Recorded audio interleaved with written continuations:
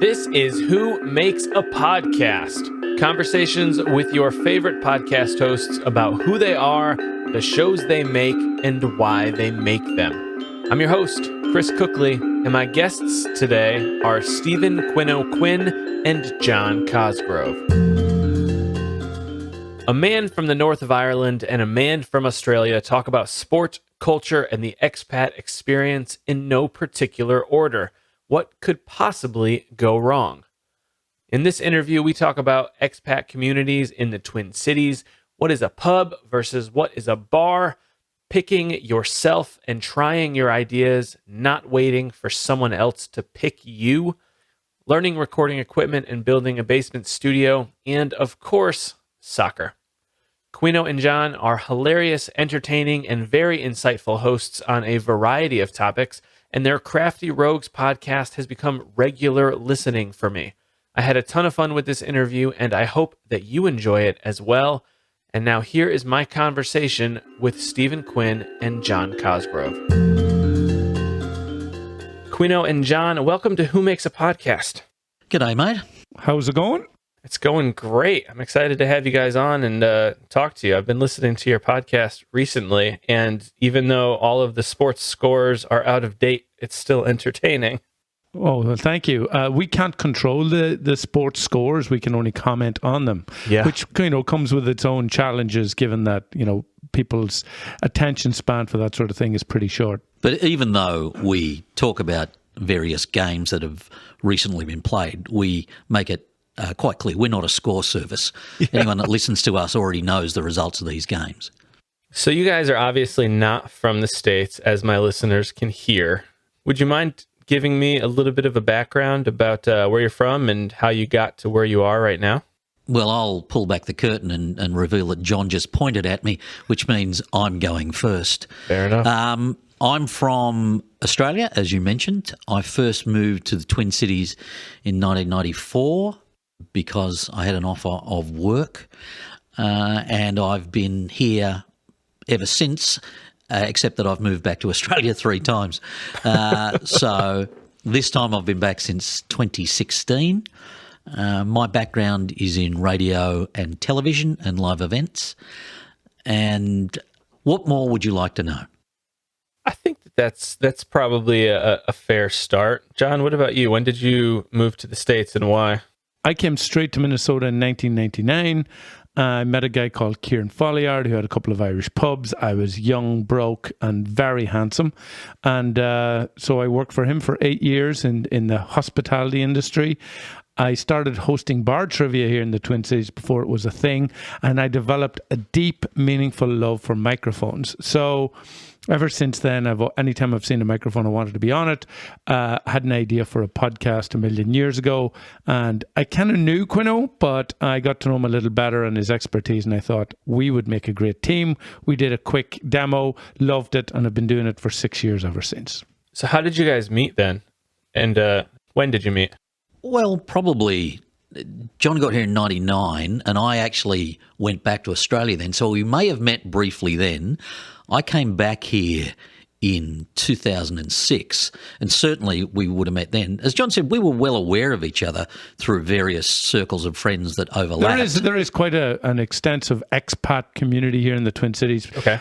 Given, as opposed to like Boston or Chicago or New York, where, there'd be a huge population. There's a small population of expats, essentially British, Irish, Australian, New Zealand, and a couple of French, throw them in for a bit of the mix. And so, we congregate in various pubs and areas, and we play soccer, and, we get to know who people are. I am a fairly low profile member of the overseas diaspora, but John is actually a very high profile member, certainly of the Irish community, but John's pretty well known about town, not just for his emceeing and trivia stuff, but for his business that he has. He's, as we like to say in the caper, connected. I have a little software company that's involved in the events industry that I've had for about 10 years. And, that connects me with a lot of different people around the Twin Cities. Awesome. And Minnesota, you came over straight from Ireland and Australia to Minneapolis. Have you wanted to live anywhere else? Have you thought about living anywhere else? Well, for me, yes, because I've been back to Australia 3 times. Right. But that's each time was for either personal or professional reasons for either myself or my wife. It was either job offers or things that happened that required we be at home, and the same home for me, and the same thing about why we moved back. It was either for professional or personal reasons, not on a whim, like we always had a reason to do it. And this is the first time for me that I've pretty much made my peace that I live here absolutely permanently now.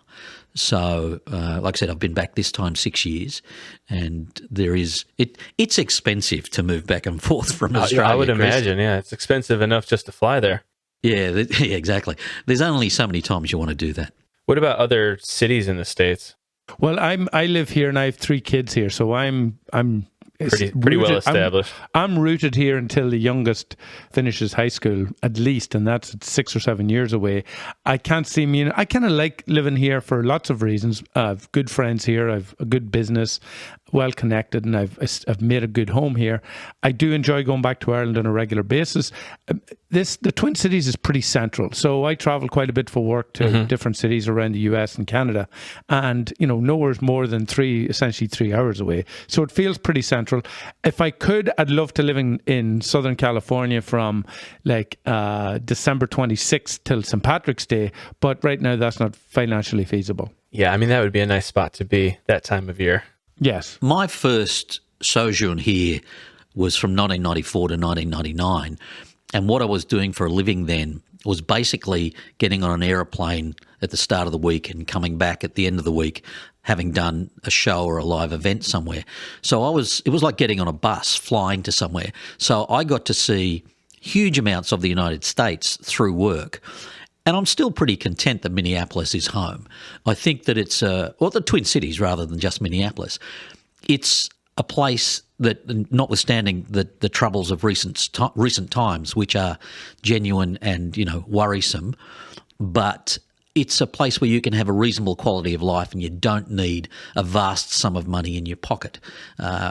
Sydney, where I most recently lived before I came back here, is brutally expensive. Mm-hmm.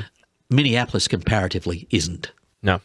Have you seen, I'm sure you have seen since you've been there, how has the city changed since you've first moved to Minneapolis? Well, for me, I mean, there's obviously infrastructural changes, and it feels like lots of building going on the Minneapolis side and not so much on the St. Paul side. Obviously in recent times there's been a lot of change and upheaval in the Twin Cities, but overall I think the general feel of the Twin Cities has remained the same. It's got quite a good live music scene. It's quite cultural. It's not that diverse with its strong Scandinavian and German roots that are still quite prevalent, but I mean, apart from that, I haven't seen that many huge changes. I think, obviously the physical stuff, there is construction everywhere, and it looks like in certain parts of downtown they're playing Lego with apartment blocks going up. But I don't think that's just restricted to the Twin Cities. No, and as John said, there appears to be a tendency in St. Paul to try and preserve stuff rather than knock it down and build it up. Whereas here in Minneapolis, it seems to be more like, let's put up some condos. But, that may be me having a very superficial look at it. That's how it is in Nashville, too. That's where I'm based out of. And they're building like crazy. There's probably 3 or 4 cranes in the skyline at all times for the last 5 to 8 years. Yeah, and also keep in mind, Chris, here in the Twin Cities, it's seasonal. The standard joke is the 2 seasons are winter and construction. Road construction. I've heard that.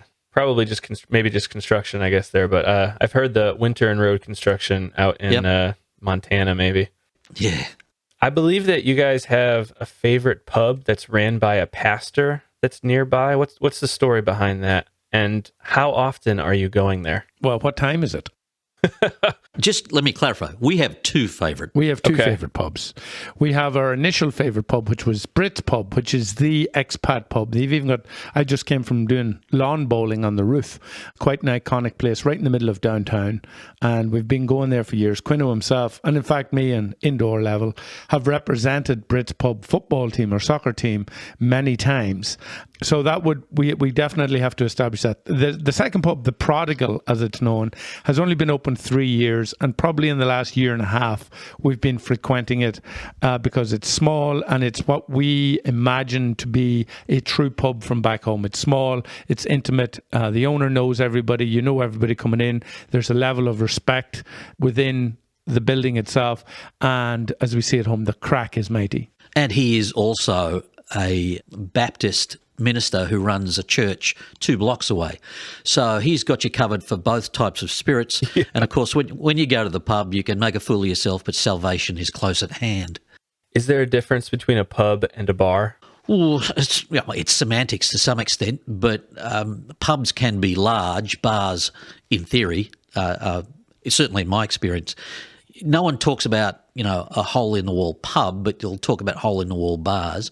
Okay. I think that there are certain... Brits is a very large pub, and it does it wonderfully well. I mean, it's an enormous pub, whereas the Prodigal Public House, to give it its official name, is a lot smaller, and that is its own experience, and they're both certainly done very, very well. And Jeff, the pastor who runs the Prodigal, is a very interesting character. In fact, we've had him on our show. I know I was listening to that episode. It's interesting that you would go that way with the size comparisons. In my head, a pub would be much smaller, and a bar is enormous. But I don't live in like London or any of the Dublin or anywhere that has real pubs. Well, I've probably that's based on the Australian sort of experience, where pubs are by and large places and bars tend to be smaller. It's probably different in Ireland. In Ireland, we just have pubs. There's no bars. Okay. Yeah. Unless, metal bars for beating people with. But that's a different podcast. Yeah. And on your podcast, you guys, we mentioned, talk a lot about sporting events, recent sporting events and scores and things. How are you keeping up with the sports overseas? Well, it's a lot easier now than it used to be. We wouldn't have been able to do this podcast even 10 years ago, I would imagine, would we? Well, I think it's why God invented the internet, that, we have access to all the sporting scores for whatever it is we choose to talk about. And to be able to watch the games. Yeah. Are you actually watching a lot of them? Oh, yeah. Oh, yeah. As many as we can, given we both have work schedules and family life, but we watch as much as we can. And initially, the Crafty Rogues podcast was set up basically as a soccer podcast. John was interested in doing a podcast about soccer and sort of being a go-to person when it came to soccer punditry and opinion in this market. Given that Minnesota United was just joining the MLS, that was the background behind that. Okay. And he knew of my background in radio and actually making shows. And so we got together and figured out a format. And it was our initial stuff was very much soccer-centric. And over the course of almost 6 years and 300 and whatever it is episodes, we have broadened the palette far more broadly than we would have imagined. It's a vastly different show, episode 304 from episode number 1.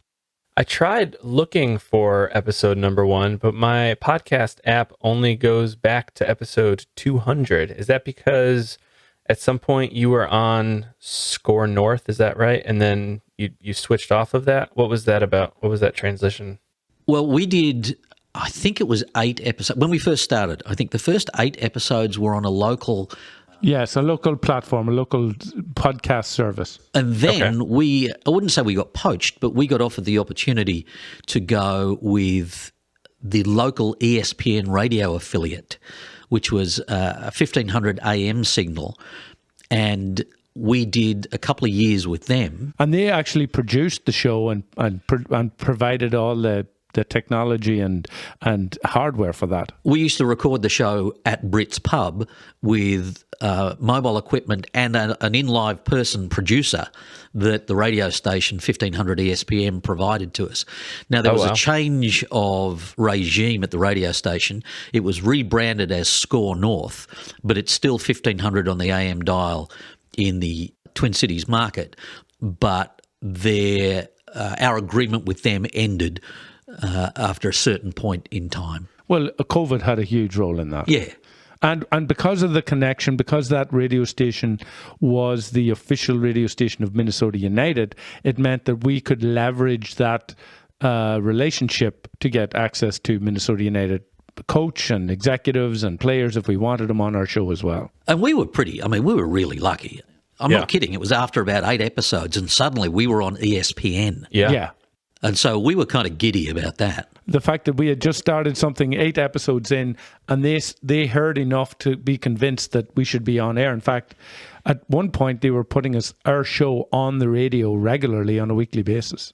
So I think at its peak, in terms of exposure, in terms of infrastructure, in terms of backing, we had the radio station producing the show, putting it on air, and there were sponsors involved, and it almost felt like we were our own weekly show as part of the network rather than just this little mom and pop podcast effort. And to be honest, it was quite a good fit. We deliberately structured the show to be quite segmented. And it was a choice. We gave the segments, in some cases, names so that they were, what we thought naively were all sponsorship opportunities. But what it did for ESPN when they chose to put it on air, there were inbuilt commercial spots breaks for commercial breaks. Yeah. And that was deliberate, but it sort of probably heightened the appeal to ESPN. And that's where I think having someone like Quinno, who had worked in the business previously, was really beneficial to be able to structure it, because essentially Quinno's role is to structure the show and mine is just to show up and start talking. And did they broadcast that live, or was it recorded and then played back later? Yeah, recorded and played back later. Well, we used to do... And you'd record it live in the pub, but... Yeah, and then they would take it. And there were times we actually went into the studio and did it there as well. And there was a period of time where we were regular guests live in studio on one of the shows. And then at a certain, I forget which day of the week it was, they would replay our podcast with all the naughty bits taken out. But during that process, we tended not to do naughty bits. Yeah.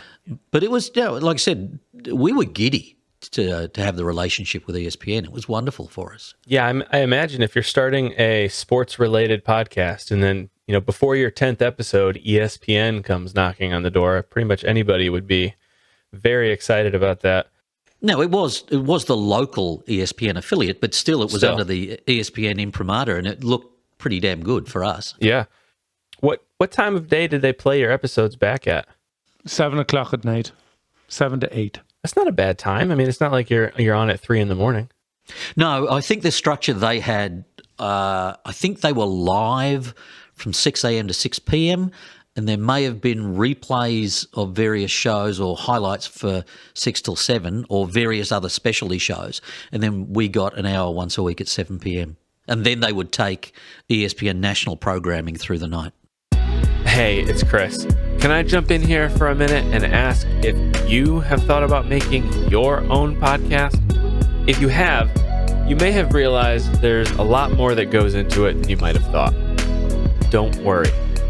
I have a gift for you. I want you to have my podcast quick start checklist. From what microphone and recording software you should use to how you host and distribute your show, I'm here to help with all of that and more. My podcast quick start checklist will walk you through everything you need to know to start your podcast.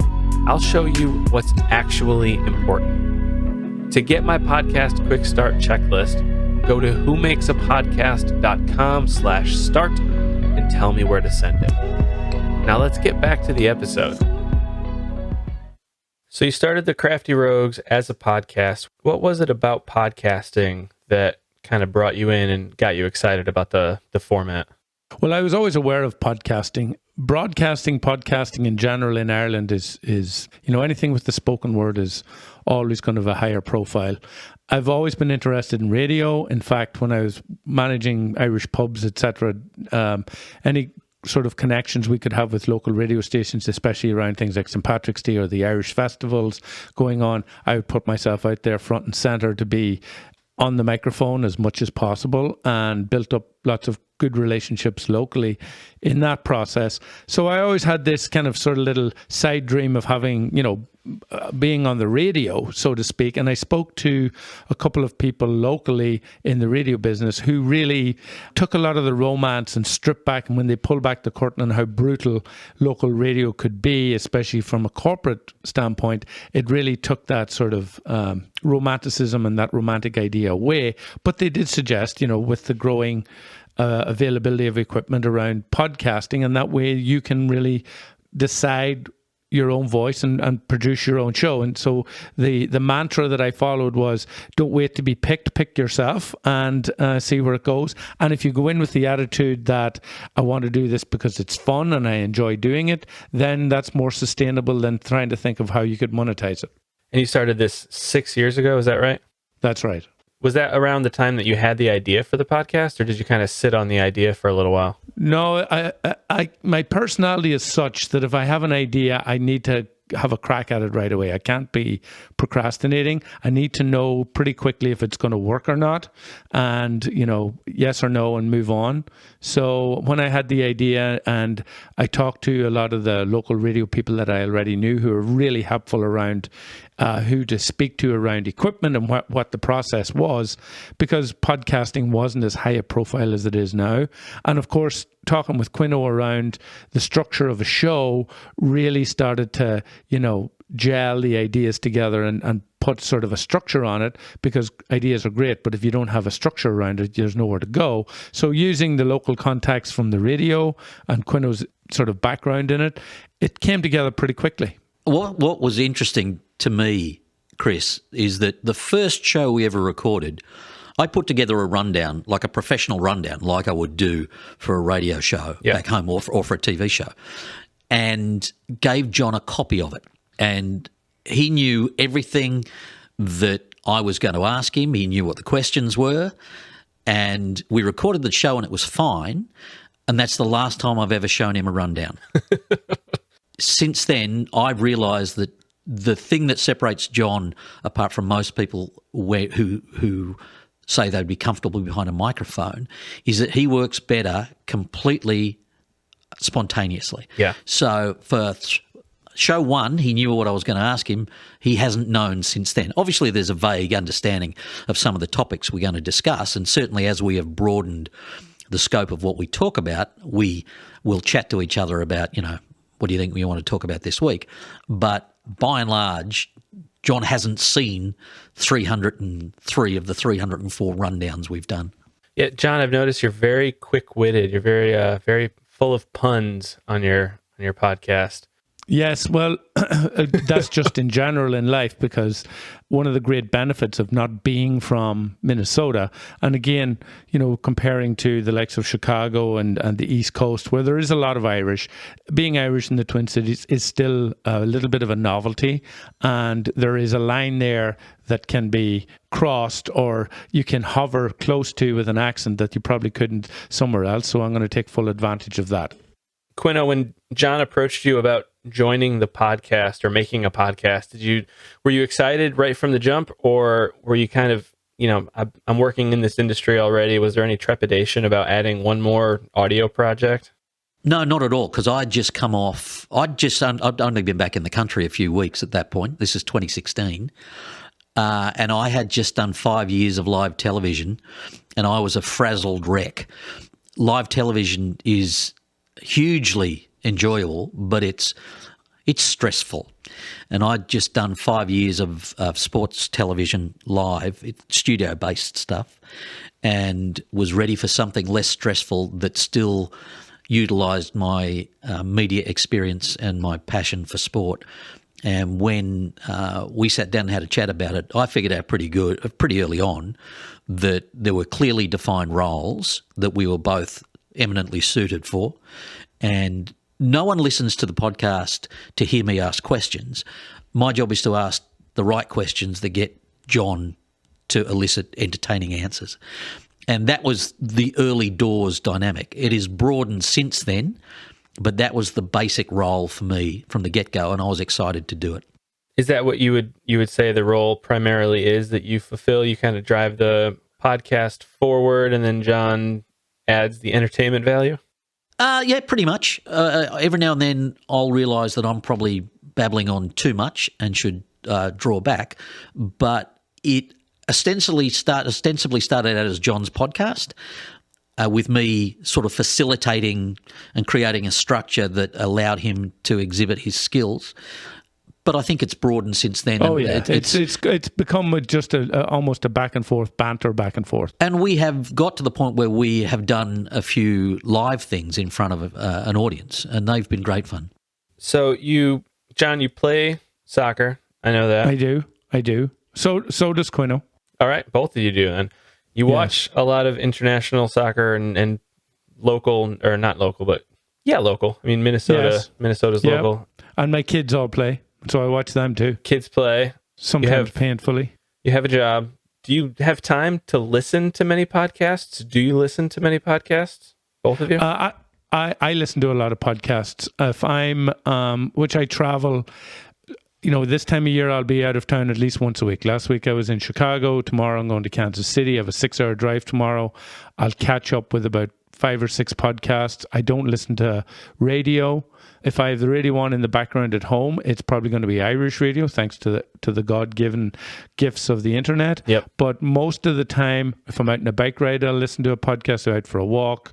So I probably listen to about 5 or 6 podcasts every week that sort of like I make a concerted effort to listen to. And I know a bit like, my playlists on Spotify, I probably need to expand my comfort zone, but those podcasts have become sort of like a staple for me, both in terms of entertainment and as an inspiration. Well, I have to ask what your go-to podcasts are. Well, I'll start from the top. The number one podcast in Ireland, the 3 of them are based in Ireland. There's one called the Blind Boy Podcast, which is a dude from Limerick who wears a plastic bag in his head, and he talks a lot about mental health and conspiracy theories and stories and engagements that he's had in his young and varied life. That's very entertaining. So check that one out, the Blind Boy Podcast. Okay. Then there is the THL Podcast, which is well-known Irish comedian Tommy Tiernan, who, with his boyhood friend Hector, who is also a TV personality in Ireland, and they're joined by this lady Larita, and they just sit in a hen house on the west coast of Ireland and talk about shite all night. And they talk about whatever's going on. Hey, what's the point of this? And it's just pure conversation, almost like you're eavesdropping in on it, and the language and the turn of phrase that they use, just for me it's like being at home for an hour when I listen to that. And then there is an economist called David McWilliams, who is a columnist in a couple of newspapers and a well-respected journalist. And he has a weekly podcast, and he talks a lot about, whatever's topical, but he'll relate it back to economics. And I've always had an interest in that. And then on the American side, the staples for me are Freakonomics, which again, kind of tied to economics. There might be a theme there. And they have 2 other shows that are offshoots from that, that I kind of listen to. I'll listen to the first 10 minutes, and if it seems interesting, I'll keep going. All right. What about you, Quinno? Do you listen to many podcasts? No, I don't. Not simply because one of the reasons is I put a fair bit of time into constructing each week of what we do. And John and I do another podcast as well with a French chef, a show called Le Grand Fromage. And apart from putting those 2 together, also the day after we record them, I listen to them back so that I can then write Facebook posts about them. So our own podcasts sort of take up a fair bit of my time, but it's not like it's a hardship. Most of my professional life in broadcasting, either radio or TV, has been spent in either sport, comedy or music, and I get to either talk about or listen back to shows that are about exactly that. So I've got no complaints. The French chef show sounds quite interesting. Is he cooking on that show? No, not live on the show, but he's a friend of ours, and he is quite famous around these parts. And he is, I'll use the phrase I always use, he is cartoon French. He is seriously French. And he listened to our show, and not as a listener, because he's a mate, and he sat in a couple of times when we would record a podcast, and he saw how much fun we were having that, he thought, well, gee, that looks like a good bit of gear. I'll have a crack at that, and asked if, would we be interested. So we came up with a format, and we were sort of a bit hard on him because John is a complete natural behind a microphone. Vincent is not. It's not his home turf. So we recorded, I think, 15 shows. Yes, 15 shows. 15 shows before we decided it was worth going public with it. And over the course of those 15 shows, Vincent just grew an arm and a leg with regard to his comfort behind a microphone. And now he's got it down pat. 80 episodes in. Yeah, we've been doing that for a year and a half. He's an exceptionally engaging talent. Well, I haven't listened to that one, but I'll have to check that out as well. That does not have any scores involved, just recipes. Okay. The podcast that we're talking about today with you guys is called The Crafty Rogues. Where does that name come from? Is there any, obviously, it's on its face value. It's pretty straightforward. Is there any other meaning to that, or is it just a well-descriptive name? There is a little bit of a story behind it. When I worked for the Irish pub group that I mentioned earlier, we were a new pub had been purchased, and we were assigned, the management was assigned the duty of coming up with a name for the pub. I went off and listened and studied lots of old Irish folk songs, and there was an Irish folk song that mentioned the Crafty Rogue, and I thought that would be a great name for a pub, and it was suggested, and it was rejected politically. It should have been picked, but it wasn't. So I was a little bitter. So I saved the name and copyrighted it. And I said, I'm going to use that again someday. So when we were discussing what the name of the podcast would be, I go, I know what we're going to call it. We're going to call it The Crafty Rogues. So that's kind of the history of it. And you have the name, and it's copyrighted. Well, the thinking behind it is, a crafty rogue is obviously somebody, that roguish is a nice, lovable term, and crafty is a nice, lovable term. So between the two of them, we hopefully have something roguish and lovable. You've released a lot of episodes for your podcast, 304, I think you said earlier. Yes. How are you staying motivated to keep making new episodes? Is it just because it's fun and you've got, why not do it? Well, there's multiple reasons, but the main one is, you just hit on it there, that it's fun. And to be honest, given, the stresses of daily life, certainly in the Twin Cities, there's been some difficult times over the last couple of years for fairly obvious reasons socially. It's therapy. It is. We, as much fun as doing the show is, when we turn the microphone off, by and large, we record 2 shows on a night, our own, this show, The Crafty Rogues, and then we do the podcast with our friend Vincent. The show is called Le Grand Fromage. So we finish, Vincent turns up about 10 minutes later, then we record his show, and then the three of us just sit round and have a drink and just talk about what's happened in the past week. And it is of enormous benefit for mental health. And it's something that we can rely on a weekly basis to process our week, bookmark our week, and get a bit of processing done. So, yes. Either one of us, that's myself, John, or Vincent, can be having the shittiest week that ever was. And some of us have had shitty weeks. And yet, when we get together to record, and it's not always the 2 shows on the same night, but it has been basically for the last year and a half, when we get together to record and then have a chat afterward, everything seems to make more sense by the time we go home. Genuinely, listening to the podcast that you guys put out makes me feel like I want to start another podcast with a friend locally where we can just hang out once a week or whatever it is and just talk and record, because it sounds like it's a ton of fun. Well, when we were first talking about doing it, I said to John that it was hugely important that what we do, that there was no element of performance to it. John is a man of a million opinions, and he expresses them all very articulately. And I insisted, that makes me sound like a bit of a dick. I suggested... Strongly suggested that he be genuine. Like, don't say anything, just have a hot take, like some of the shows where people just yell at each other to have an argument. Just be natural and be honest about it. And that has been the case. I've not had any feedback saying, oh, well, you said this 3 weeks ago and then 2 weeks ago you said something else. It is never difficult to come up with stuff to talk about. And for as long as it's fun, we'll keep doing it. The day it stops being fun, we know we're finished.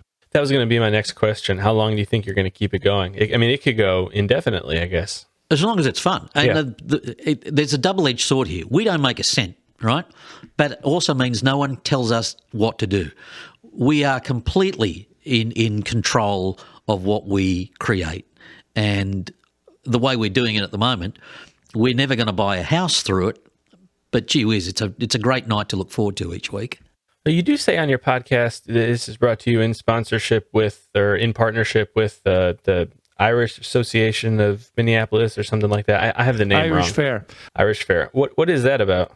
So the thinking behind that is to widen the exposure of the show, because we don't have a marketing department. I'm not any big shakes at marketing. It's not something Quinno does, but it is something that we realize and we recognize that needs, work on. It's one thing having a great product, but if no one hears about it or not enough people hear about it, it feels like that's something that needs to be addressed. So my thought process was Irish Fair, connects to 100,000 people they have on their email list. They send out monthly newsletters. They have a heavy presence on social media. That seems like a good vehicle that they can be telling the world about the crafty rogues, because a lot of what we discuss is expat related. And so if that helps us pick up a few extra listeners and gets us access to guests, because that's part of the format, especially during the year when there isn't a soccer season on, having guests on, because we thoroughly enjoy having guests on too. And if we're able to leverage the Irish Fair for that, then it's a win-win for everybody. So that's kind of a symbiotic relationship then. They send out emails mentioning your podcast, and then you mention them in your podcast. Yes. Yeah, for the first couple of years we did the show, when we were recording it from Brit's Pub, Brits were magnificent to us, and they did actually sponsor us. They gave us a small monthly fee for a couple of years, but then COVID hit, and the pub had to close for a period of time, and there was new ownership, and so sort of that agreement came to an end. But they were absolutely wonderful to us for a couple of years.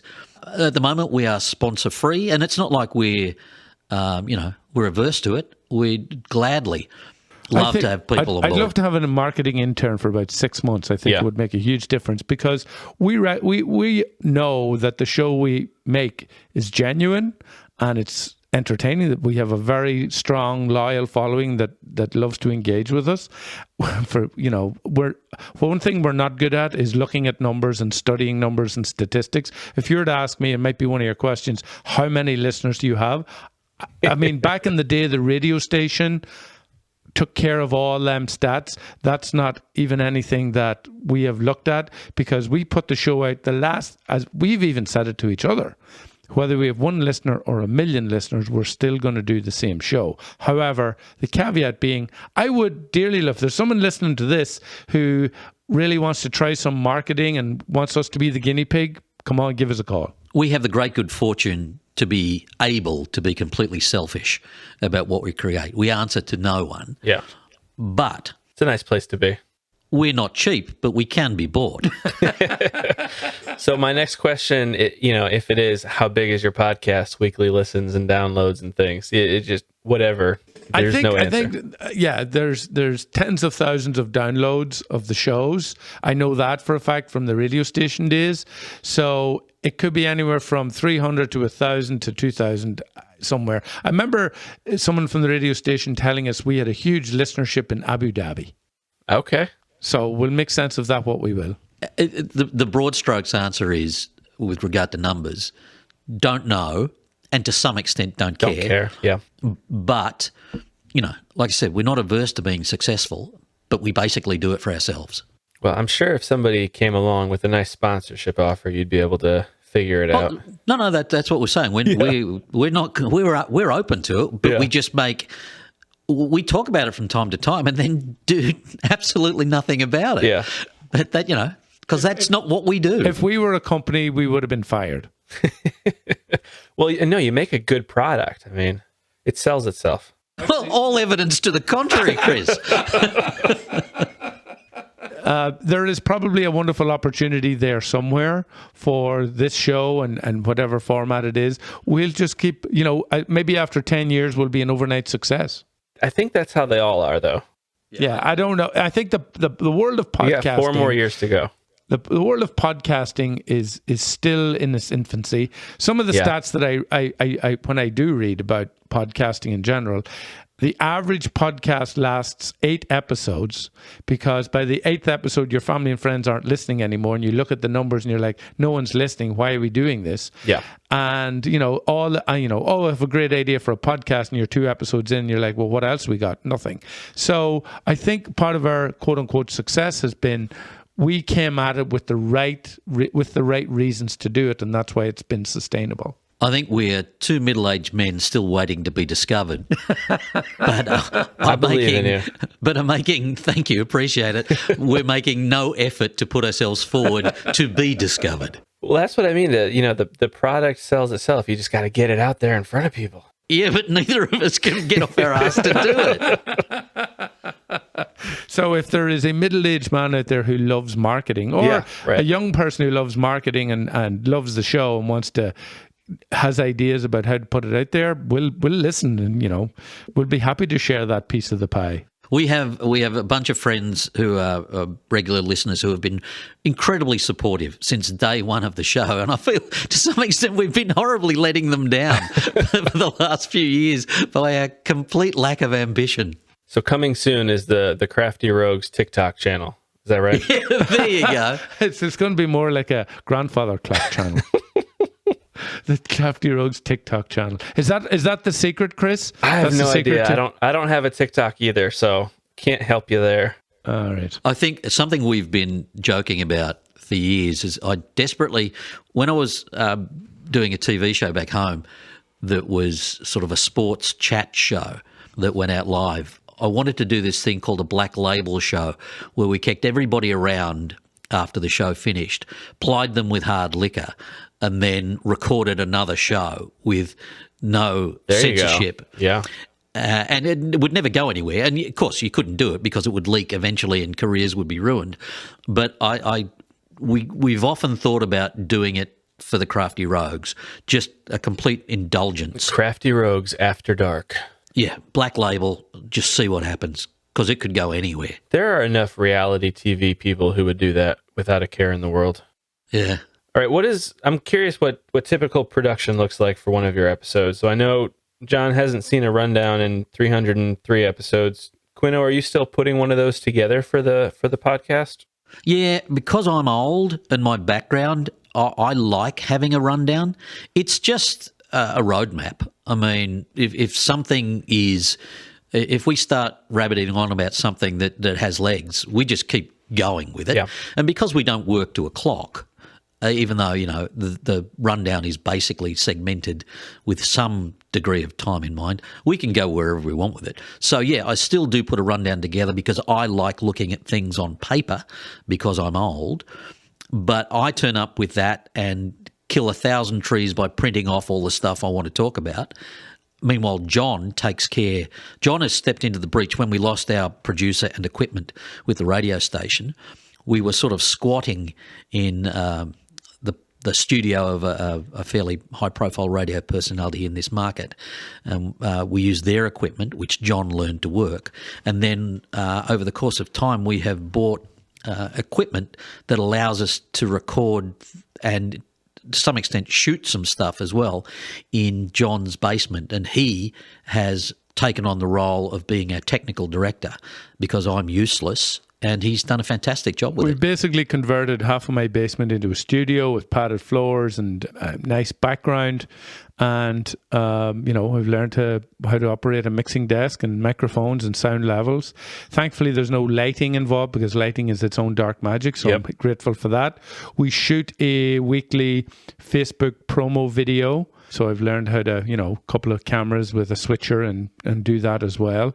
And, I've always had that sort of amateur enthusiasm, but I was very lucky that when we were squatting at the local high profile radio personality studio, that I got some good training on terms of plugging everything into the right place. And of course, because we both work or have worked at various times in the industry involved with microphones and recording, we know enough people that have been incredibly helpful to us to point us in the right direction Absolutely. with regard to equipment and how to set it all up. We are very fortunate that we know people who know about this kind of stuff. So we have had, whenever we have a question about anything technically, listen to me, when John has a question about anything technically, we have resources to call upon who are more than happy to help.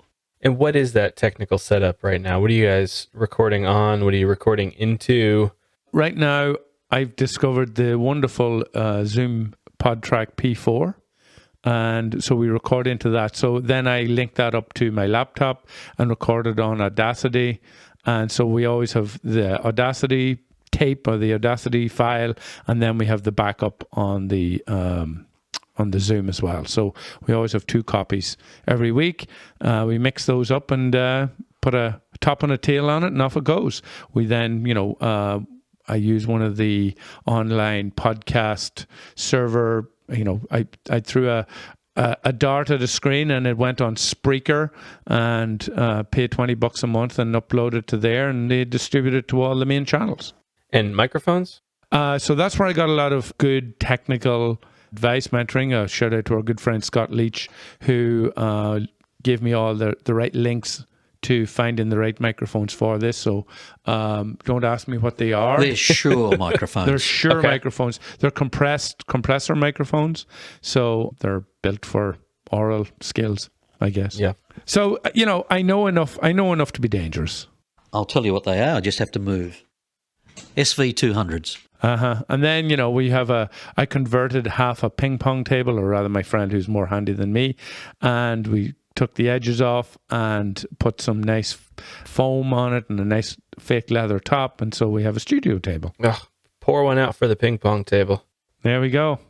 And of course, when we do the other podcast, Le Grand Fromage, there are 3 of us, so that gets, its own little degree of difficulty raised a little bit. But John's created an absolute playground for us down here. It's in his basement. It's standalone.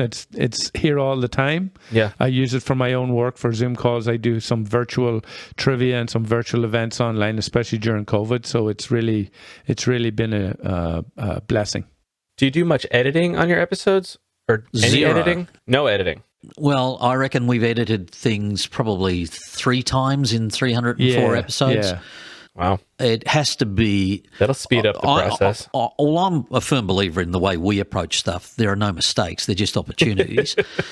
But obviously, if something slips out that is requires removal, we'll do it. We've done it. Yeah. Yeah. 3 times. I think that style of conversational podcast works well for what you guys are doing. I mean, obviously, it's working so far. It sounds really good.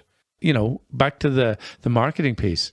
We just don't have the time because we're busy. And we have a bit of fun with it. We take the mickey out of ourselves. We do fake commercials and things like that, which we used to do a lot. I mean, we would drop, pretend ad breaks in 3 or 4 times in a show.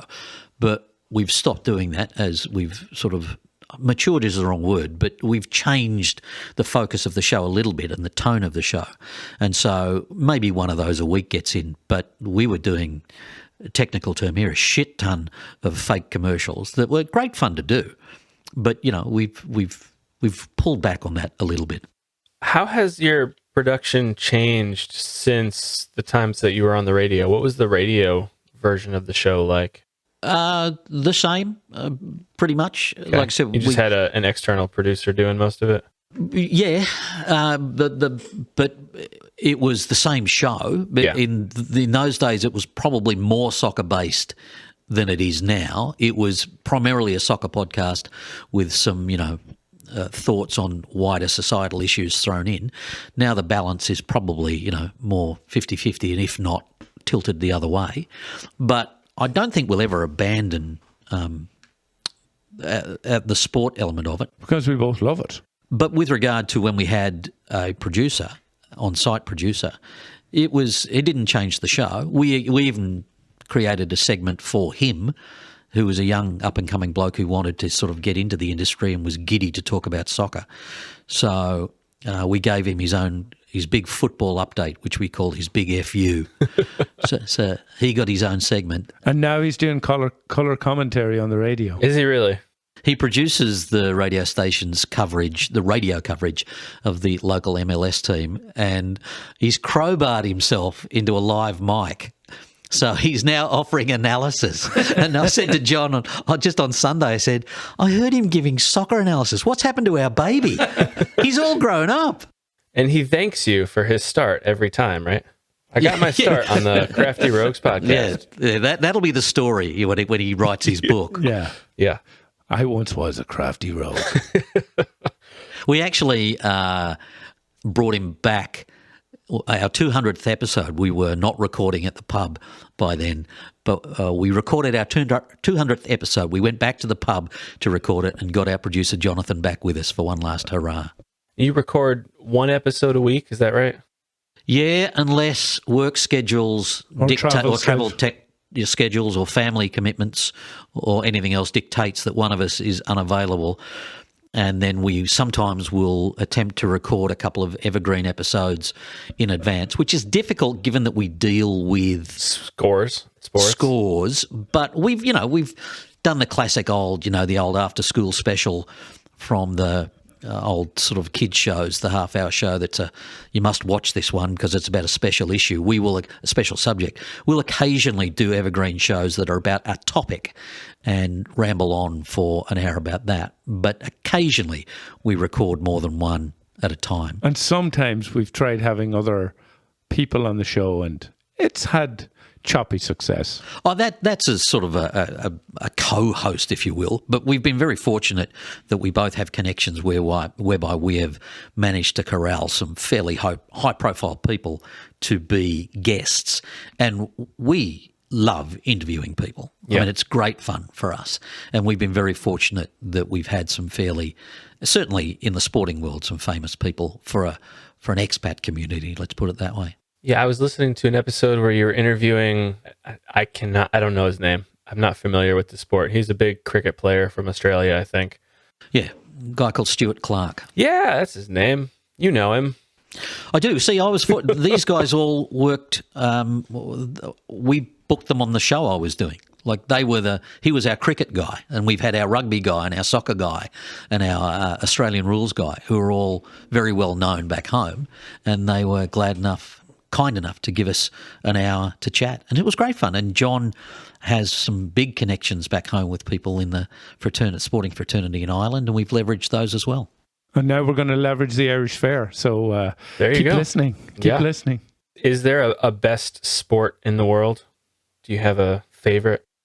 Depends what day of the week you ask. I think given our backgrounds, I would probably come up with soccer. Probably the same. It's sort of a very significant part of my life for a long time.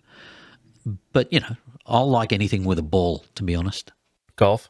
Yeah, to watch more than play. I mean, I'm not good at it, but I'll honestly, there's very few sports that include a ball that I won't watch. I love golf, personally. But, boring sports with balls.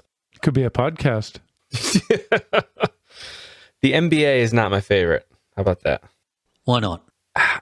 I'm a college basketball fan. It just feels like a different game. I don't know. Where'd you go to school? Purdue. Okay. Is that a big deal? Purdue? Yeah. He's a Boilermaker. Is he? They have a fairly decent basketball team. Yeah. They never seem to go far in the tournament, but they're usually pretty good. John is beastly careless about college basketball. Let me inform you with that. But you follow the Minnesota soccer team. Yeah. How are you feeling about them being 2 spots behind Nashville SC? Yeah, well, beginner's luck for Nashville. The we have had, I keep saying this, we've had the good fortune to have the head coach of Minnesota United on the show 3 times, and we are unabashed supporters of his, but the sentiment around his presence appears to be turning a little bit after a couple of poor performances. No fear of relegation in the MLS, at least. Yeah, I know. Well, no fear of relegation for anything that has a franchise. Great. Do you have any kind of pre-podcasting routine that you go through, like things to get yourself warmed up or comfortable or anything like that? We have been known to have a drink. Fair enough. But in general, we've done it. We have that. We know after we do our promo video for the week, that kind of warms us up in a way, I guess. Yeah. John, as he mentioned before, has sort of figured out how we can get the equipment and the wherewithal to record a Facebook Live video before we do the show. And it generally turns out that the gear's all set up. I will walk down into John's basement, sit down next to him, he'll press record, and we will somehow fill 4 or 5 minutes talking shit.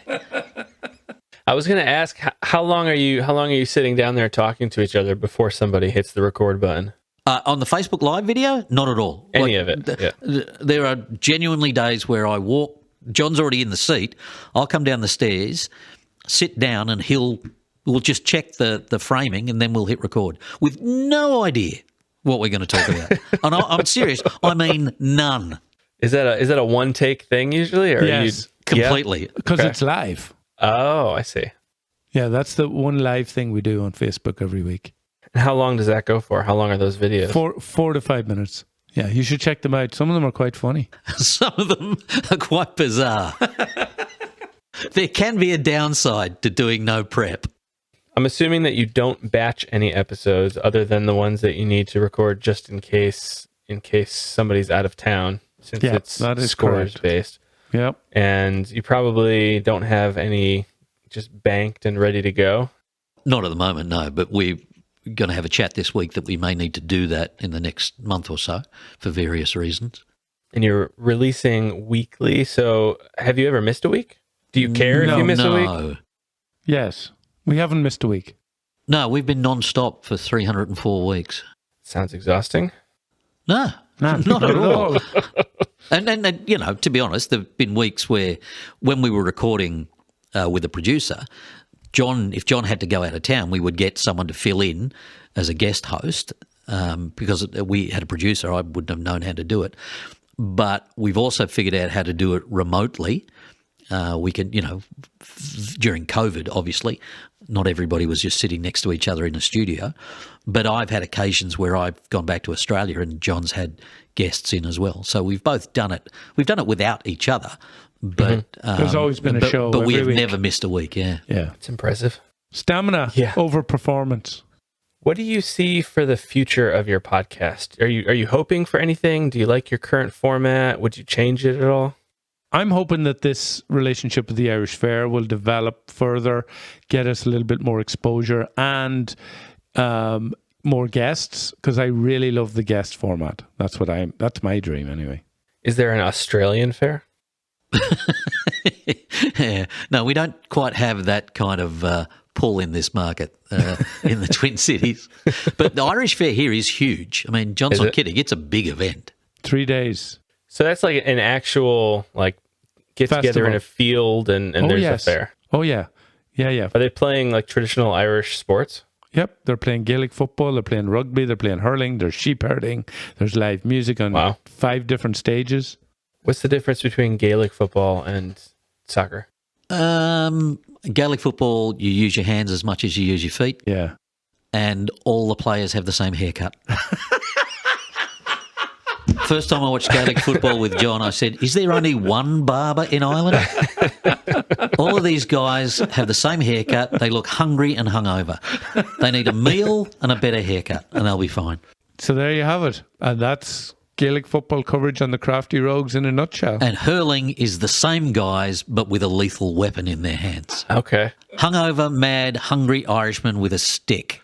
What could possibly go wrong? And this is kind of interesting, though. They're all amateurs, aren't they? Oh, yes, yeah. that is what is, and they're playing in front of, towards the end of the season, 80, 90,000 people. And they play for where they're from. Yeah, you can't play for, you're from Dublin, you can't play for Cork. you're from Dublin, you play for Dublin. There's some glorious tradition about Gaelic sports. Do they charge to get into those games? Are there yes. ticket The sales? organization itself has a lot of money, and they They just don't pay the players. Well, they don't pay the players, but I grew up in rural backwater, middle of nowhere. We had our own Gaelic pitch field with facilities that were partly funded by the organization. That sounds like college sports. Yeah, but without the NIL fees now. Yeah, right. Yeah, well, that's a new development. And without the organisation getting all the money. They couldn't do name, image and likeness stuff in the Gaelic football because they all look the same. And they're all called Seamus. Do you guys have a website for your podcast? Yes, craftyrogues.com. And it's not great. We're actually going to leverage the Irish Fair relationship because they have a partnership with a website builder company, and they're going to help us put a new one together. But, the link is on there. Yeah. So that's all that's needed, really. I mean, if you look at most podcast websites, the reason you would go there is to find an episode, I would assume, unless there's some wonderful insight about podcast websites that I'm missing out on, and to contact you. Do you have any kind of shows or radio hosts, podcast hosts, or anything that you have tried to emulate or take the spirit of that host into what you do, or has it just been entirely, original? This is how we do it. I spent a lot of my professional life working on the radio, so I've picked up a lot of stuff from people I worked with who were, genuine experts at the craft. So I've sort of learnt almost by osmosis. And so he's taught me then. Just spending time around people. And, we joke about it, but, part of that means I've been able to explain to John and to Vincent from Le Grand Fromage the basics of studio craft. And that helps a lot. I think we do it reasonably well. I think you do too. Yeah. Yeah, so we're not really emulating anyone in particular, but we are definitely following Quinno's expertise when it comes to structure and craft. I was really lucky to work with some people who were genuine broadcasters. They weren't dilettantes who had come from somewhere else to have a crack at radio. These were people who were lifelong radio professionals who knew the caper inside out, and it's you can't help but learn from people who are very, very good at it. Sure, there's a level of osmosis there. Yeah, it is, but it can be done badly, and I know enough now when I hear radio shows done badly. And he's not afraid to share those opinions. What would be something that you would watch out for in that regard? What would be a dead giveaway for something done badly? I would say talking over each other.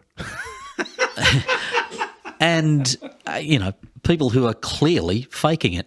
They're just saying something to get a response. They don't believe it, but they're just trying to be the loudest voice in the room or have the hottest take or generate the biggest sort of response or backlash from what they've said. And I don't think that's sustainable. I think that is a moment in time, but I don't think it is a career or a long-standing sort of success plan. I was going to say the trouble with racing to the bottom is somebody's going to win. Yeah. Yeah, I think if you start a show and you're not trying to be genuine to who you are, it's just not going to be something that you can keep up. No, I agree. It's not sustainable. And I think ultimately people know. Yeah. And those that don't know, that's okay. What is it that you get out of making your podcast? Do you get together and have fun and talk and, shoot the shit and talk sports, and that sounds awesome. Is there anything beyond that you get out of making the show? Yeah, as we mentioned before, I think it is genuinely good for our mental health. Yeah. I think it has been wonderful. It's a bookmark. Its own form of therapy. There is a signpost in the week that you can look forward to if you're having, as we said before, if you're having the crappiest time. Yeah. It's never that bad when we sit down here to do this, or when we were doing it at the pub, or when we were doing it in the Radio Guys studio. I mean, it's always great fun. It has never been less than fantastic fun, and I can't recall a show where one of us, if not both of us, have completely broken down laughing at something that was unplanned, just because the show has no script. anything could happen. And we tend to find ourselves probably funnier than we actually are, but who gives a shit? We're entertaining each other, and that's enough. Yeah. And I'm sure it helps that you guys are obviously great friends, and that comes through in the podcast very clearly. It's the same with Vincent and Le Grand Fromage. It's the same deal. I mean, they're genuine relationships. All right, so this question is for each of you. What is one of the most important lessons that you've learned about podcasting since you started making your show? I'm not getting rich. Not yet. You've got 4 more years till you blow up. Yeah, well played. If I'm not enjoying it, I'm not going to do it. And just like anything else, we get to a certain age and you've limited amount of time, you start being more mindful about how you spend your time. And I'm thoroughly enjoying it, and there's no reason to stop. This is never a waste of time. Let's put it that way. Yeah. Even if nobody's listening. Yep. Still good to do it. Yep. All right. I am running out of questions here, so I'm going to ask one that's a little bit away from the podcasting space. What is one of the foods that you miss most from home that you can't get here? There is a palm-sized slice of potato that is dipped in batter and then deep fried at home, which we call a potato scallop. I don't know why it's called a scallop. I guess the term scalloped potatoes for the certain shape. But I miss potato scallops. They have no redeeming features nutritionally. They look good. They taste good. With salt and vinegar on them, they are magnificent. It's like a giant French fry. It is, but it's a giant, flat, palm-sized French fry. Oh, interesting. But with it's not just, and it's not just the potato deep fried. It is dipped in batter and deep fried. Yeah. And the batter is unique? No, not particularly. Oh. Okay. There's a particular flavor of potato chips that we don't have here in the United States called prawn cocktail flavor that I miss, but I always bring back a few bags every time I go home. Prawn cocktail. It's like a shrimp cocktail, yeah? Yep. But it's people either love them or hate them. I love them. My kids dread when I open the suitcase and they see a huge bag of them in there because they know the smell is going to be strong. Yep. And the other thing I miss is, it's so cliche, and maybe it's because, I'm away from home, but a pint of Guinness in my local pub. I was going to say, please say Guinness. Yeah, pint of Guinness at home is going to be the best pint of Guinness that I can have. And one of the reasons we both are advocates for Brits Pub and the Prodigal Public House is they both have wonderful Guinness. Yes, they do. Yeah. There was an Irish bar pub called Nine Irish Brothers in West Lafayette where Purdue is, and they had, I think Diego may have ran a contest or something, and they won like best pint of Guinness in the United States while we were there, and it was phenomenal. Who's Diego? No. Oh, Diageo. Diageo. Oh, yeah. There you go. Gotcha. Diego was running the tacos that night. No, or he was playing football for Argentina. All right. Is there anything else that we should talk about? Did we miss anything that you wanted to cover? I can't think of anything you haven't covered. I think you've covered it all, Chris. Okay. Where can people find you? Where do you want to send them? craftyrogues.com. Or go to our Facebook page. It's always fun. Look at the videos. Subscribe in all the podcast apps. Oh, yeah, of course. All that stuff that we're supposed to mention every week that we forget to do. Coming soon, TikTok. We were talking to a guy from Nashville, and he said we should have a TikTok. I think the closest. Don't take my word for it. I don't have one. The closest we'll get is a Kit Kat. Yeah. All right. John, Quinno, thank you so much for joining me on Who Makes a Podcast. This has been a ton of fun. Yeah, it's been great fun. Thanks, mate. I appreciate you having us on. Thanks, Chris. That was my conversation with Stephen Quinn and John Cosgrove, co-hosts of the Crafty Rogues podcast, which can be found on all of the major podcast networks. You can also find Quinno and John at craftyrogues.com. My name is Chris Cookley, and you can find me at whomakesapodcast.com. If you enjoyed this episode, it would be an enormous help if you shared it with your friends and subscribed wherever you're listening right now. It really makes a difference. And if you host a podcast and would like to be my next guest on Who Makes a Podcast, let me know. Go to whomakesapodcast.com/guest and tell me about your show. This is Who Makes a Podcast. I'll be back next time with another conversation with another incredible podcast host. Thanks for listening.